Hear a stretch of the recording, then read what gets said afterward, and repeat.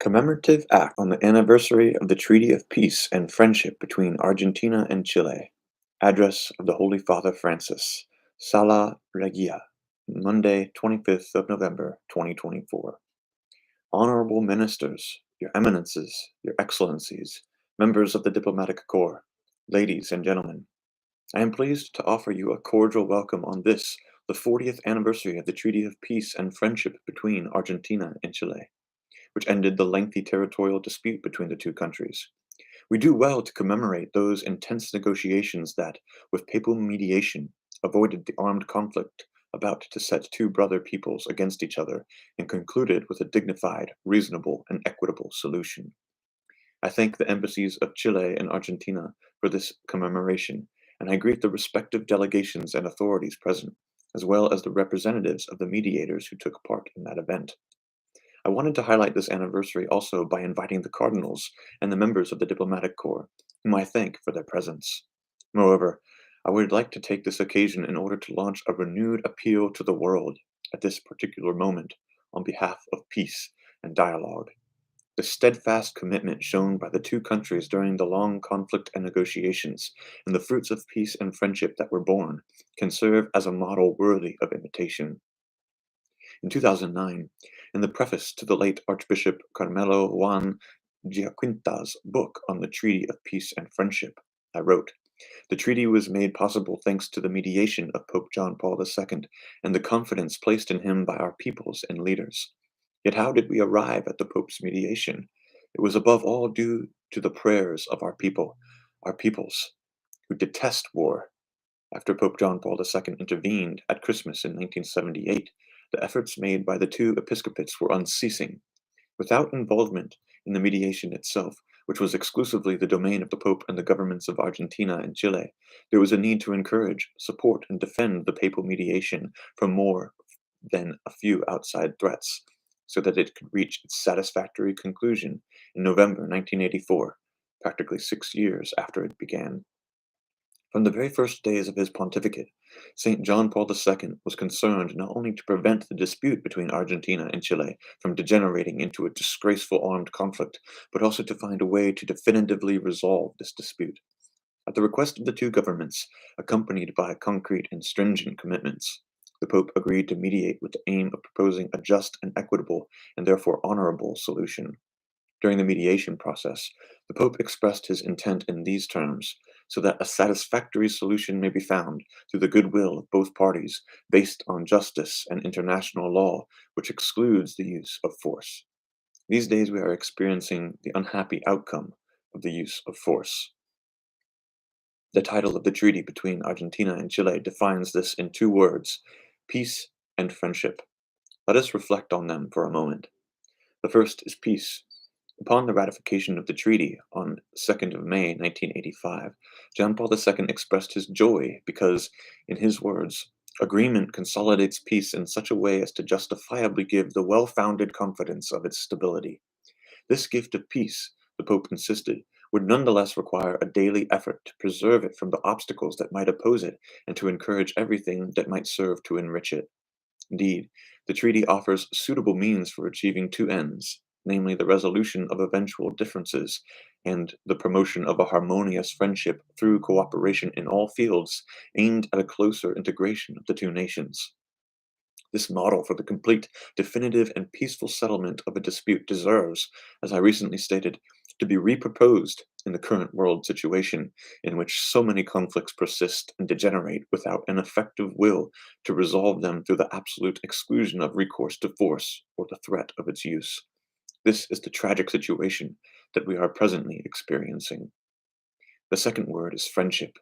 As the icy winds of war blow, joining with recurrent phenomena of injustice, violence, and inequality, as well as the grave climate crisis and unprecedented anthropological change, it is imperative to stop and ask ourselves, is there something worth living for and hoping for?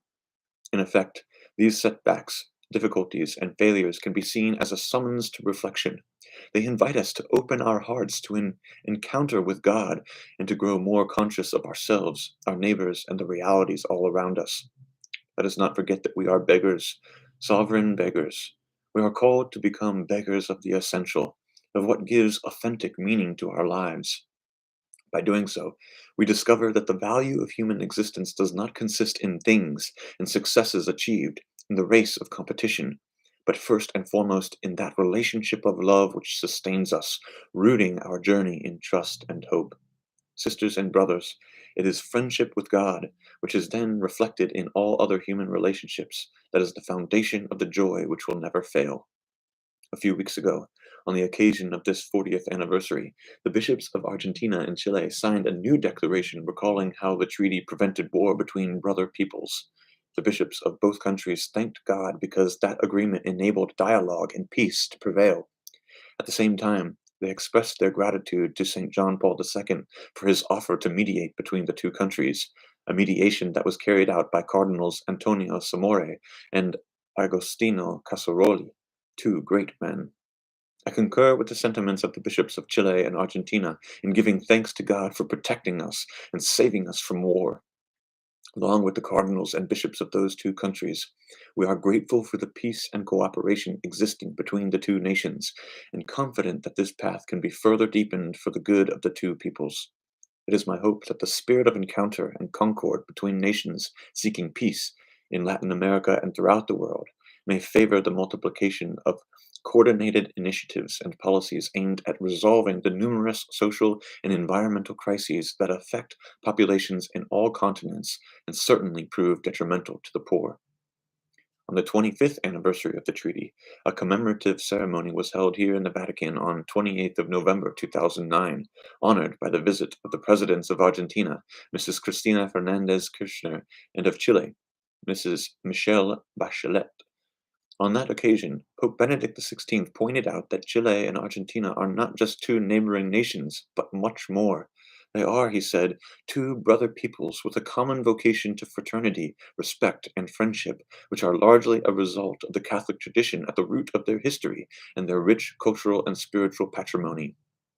Now, 40 years later, we renew our gratitude for the efforts of all who, in the governments and diplomatic delegations of both countries, contributed to pursuing that path of peaceful resolution in response to the yearnings for peace of the Argentinian and Chilean people.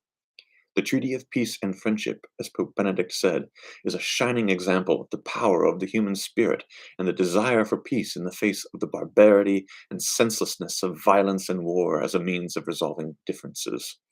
It is a most timely example of the need to persevere at every moment with firm determination to the final consequences in an endeavor to resolve disputes with a real desire for dialogue and agreement, through patient negotiation and with the necessary compromises, always taking into account the just requirements and legitimate interests of all.